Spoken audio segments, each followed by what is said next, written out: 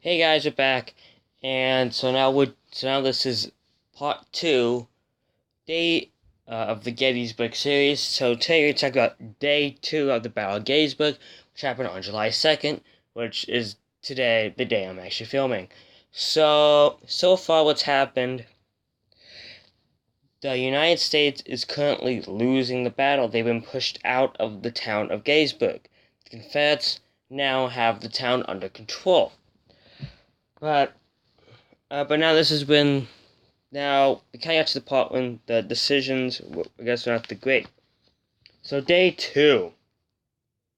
Well, the day two start at 1 o'clock in the morning when General George Meade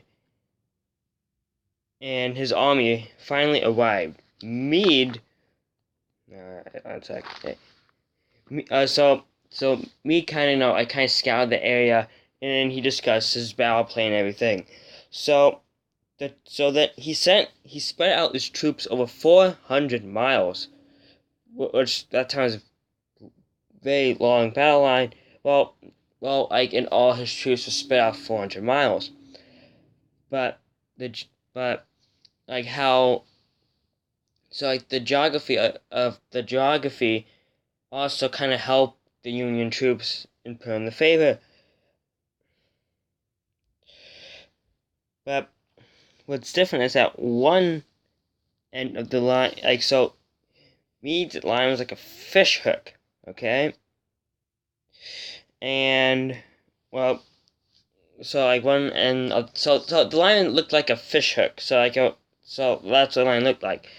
So it went around Corpse Hill, Little Round Top, and lots more other places. Well, but these are only 2 miles apart.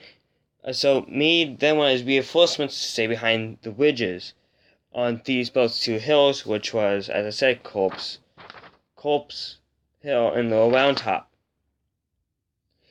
So then that's why it'll be easy to move, like if Corpse Hill fell, they can move the troops over there, that kind of thing. So also this big battle line also gave Meade another advantage. Robert E. Lee would have to spread his troops over the 6-mile-long line to contain the Union forces. So by this point, more brigades are arriving to strengthen the both sides. Most men, except by the campfires and everything, which died around Gettysburg. But long before dawn on July 2nd, General Lee of the Confederate forces and George Meade were both planning the battle. Meade's strategy was, if he could place cannons along the entire line from Cemetery Hill and Little Round Top, the infantry would fill, in between the cannons, and the army was in a place to bombard any part of the battlefield.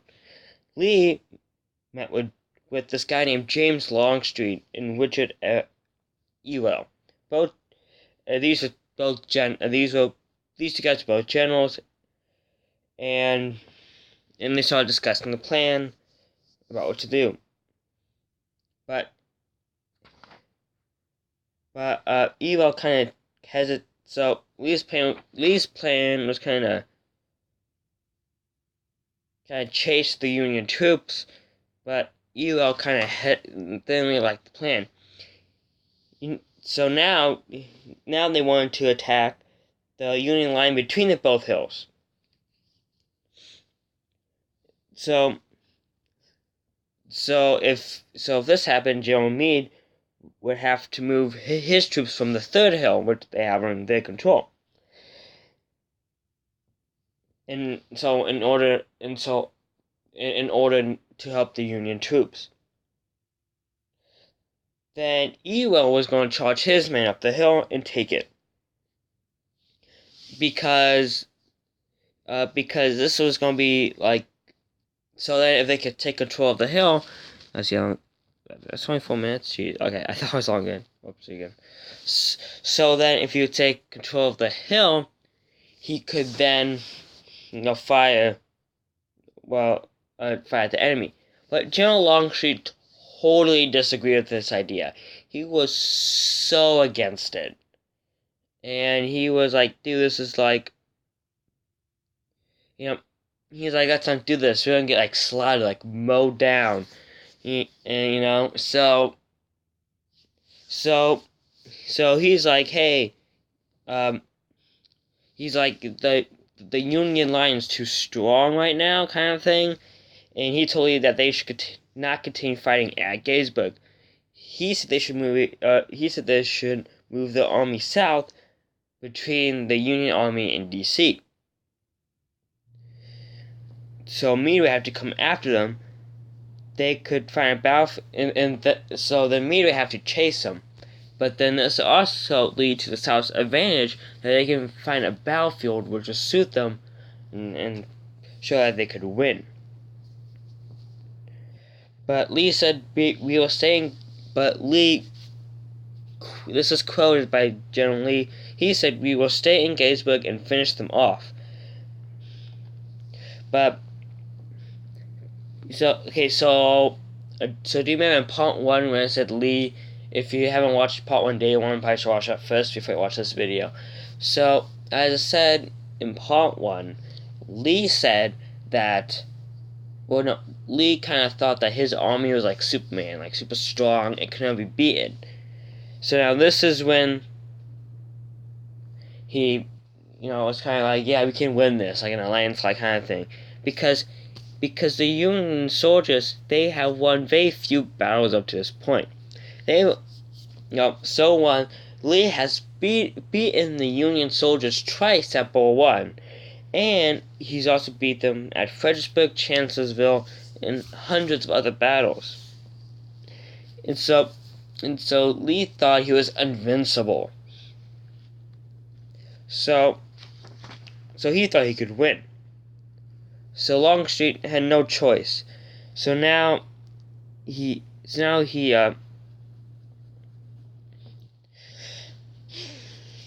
Alright, I'm trying to think. Alright. So so now Longstreet, as I said, I can't also try to thought, my brain did. So now Longstreet, he was forced to agree with Lee. Now he was arguing that we should find a route that will hide the Confederate troops. And so Lee agreed. But unfortunately, the troops didn't get into the place until afternoon, which gave the Union soldiers time to dig and prepare for attacks.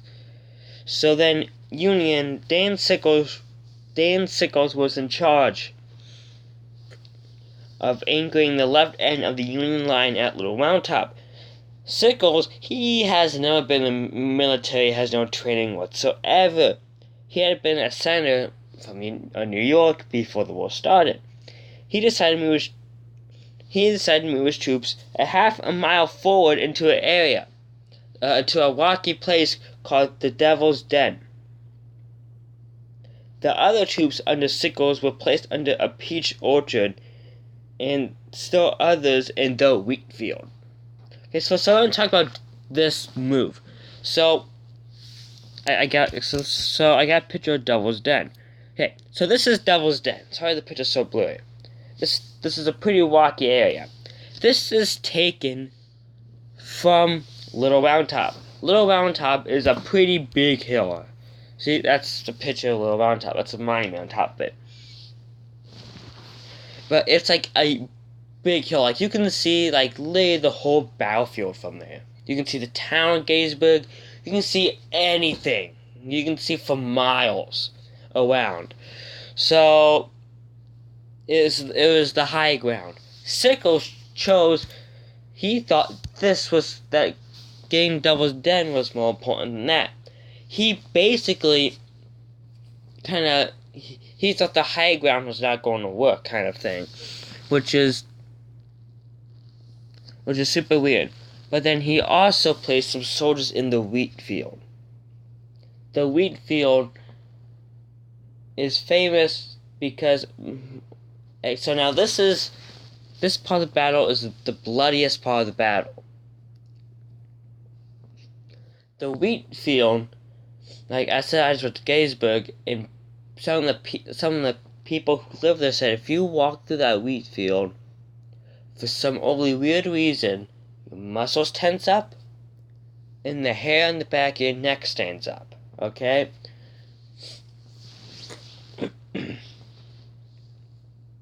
So, in Devil's Den, there's so many dead people in this pile of rocks in here.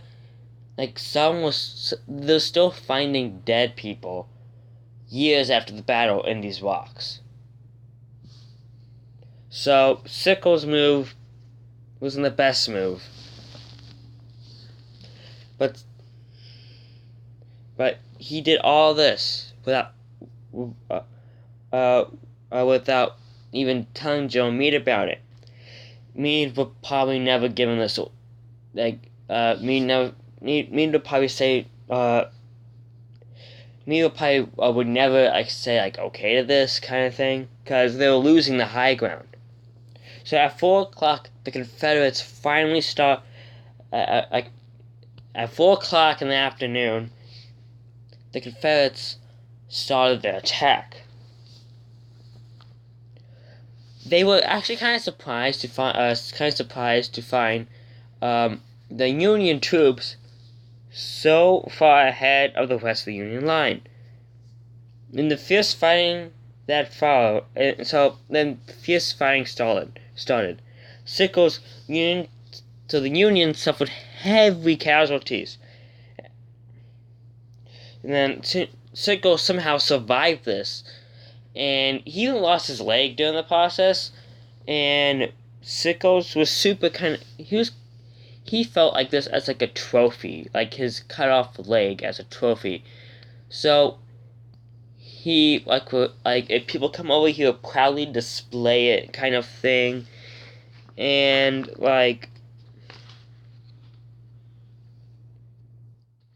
and it was wait, was it Sickles? I'm trying to remember now.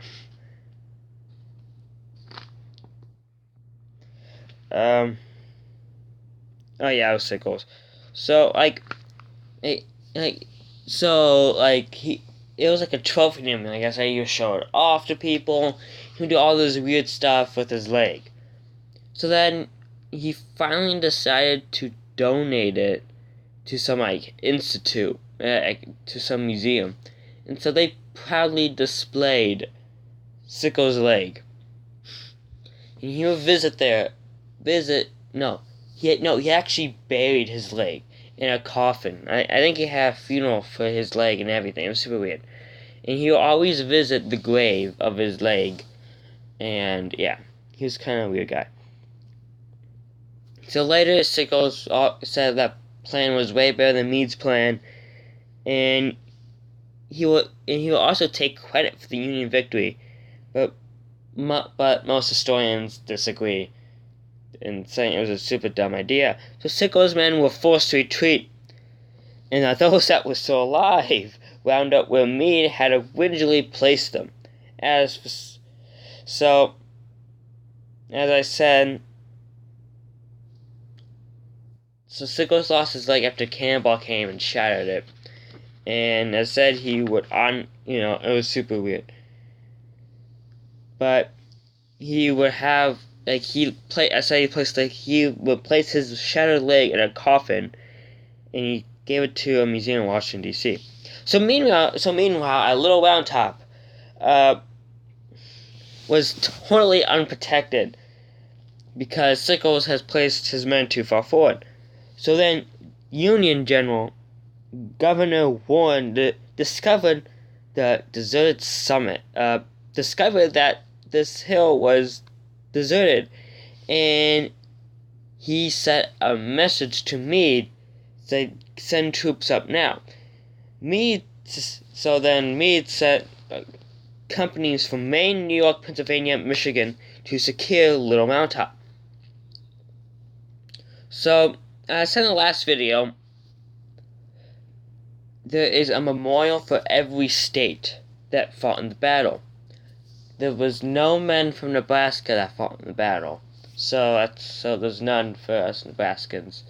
Sorry. Okay, so sorry. Okay, so then, so like there's lots, like if you go to there's plaques for everything. Like there's a plaque like, hey, an army's, this like where an army was at. This is where like a troop is. There's like it's there's so many memorials. That's amazing. So so so the companies from Maine, New York, Pennsylvania, Michigan secured Little Round Top. Then Little Round Top was attacked again and again, but it was never actually captured. But sadly, but also the Confederate troops attempted to capture Corpse Hill. The southern attack was very slow and bloody. The hill was very steep, and it had many boulders that soldiers had to climb over. It was hard, and it was very hard to get any ground. But they did very little damage to the Union fortifications there. And in the fight from the Union troops caused very severe casualties for the Confederates.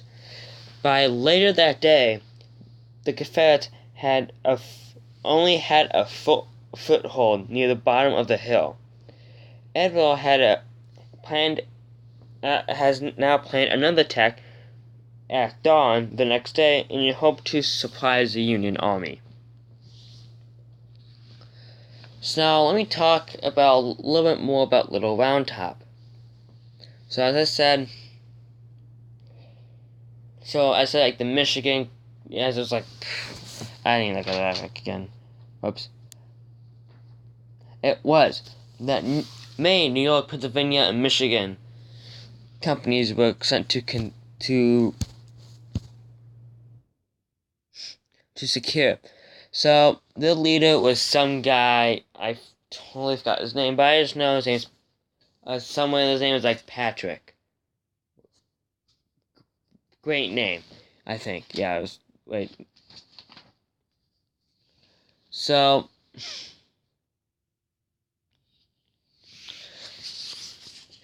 as I said, so this guy, so he was the officer in command of trying to secure a Round Top.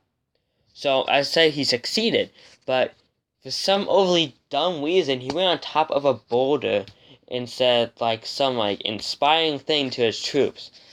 I think, because I heard the story when I was at Gettysburg, which is over almost 2 months ago. Okay, when I heard the story. Okay, so I'm not quite clear on it. Okay, I'm sorry.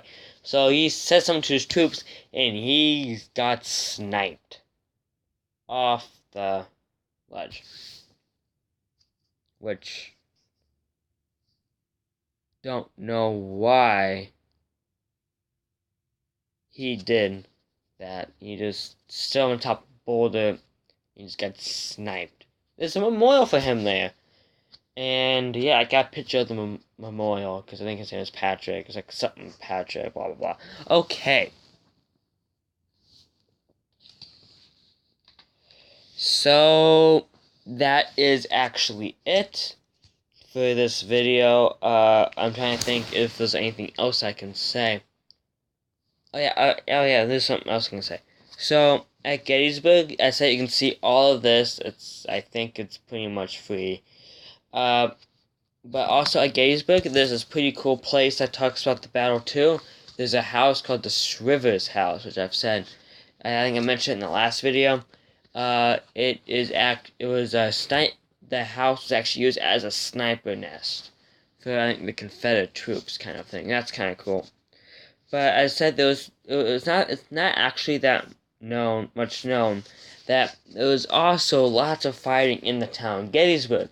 Like it was like street to street fighting, like door to door fighting. And so, like, the Confederates have, like, one side of the street, as the Unions on the other side of the street, too. So, and also, as I said, the whole battle happened, like, in a mile radius kind of thing. So, like, like, when I was there, like, the tour guy was saying, like, hey, from this point right here, that water tower, see a water tower there? I'm like, yeah, that's where the Union troops are at. That's about a mile away. And then we'll go there, it's like, hey, that's about a mile away. So, like, this whole battle happened in, like, a mile kind of radius kind of thing. So, you know, so the wheat field, as I said, is one of the most haunted places in Gettysburg. Same with Devil's Den, because there's so many people that died there. Most historians think that's probably why it's haunted. So, Gettysburg is also one of the most haunted places in America, too. The first actual sighting of a ghost was actually during the battle. A company of a unit of Union troops got lost and they didn't want to go. A figure on a horseback came out and pointed in the right direction and said, "Go that way." That guy was later to so when they got there, they reported the sighting as to an officer and said the guy was wearing colonial clothing and looked like George Washington. So George Washington was actually the first reported ghost sighting at Gettysburg. And it happened during the battle. I think it was on day 2. But since then, there's been lots of ghost sightings. Like, there's this one window in Gettysburg that just shakes because so many limbs and legs were thrown out of it. Because the building was used as a military hospital. Also, soldiers have been known to roam the battlefield. People also have reported hearing cannons, guns going off, people yelling, and there's also been reportings of soldiers still fighting, thinking that the war's still going on, like ghosts of soldiers. But, you know, as like shadows move, I also mentioned the wheat field, like, you just feel that you're being watched, not the only one there kind of thing. Also, like when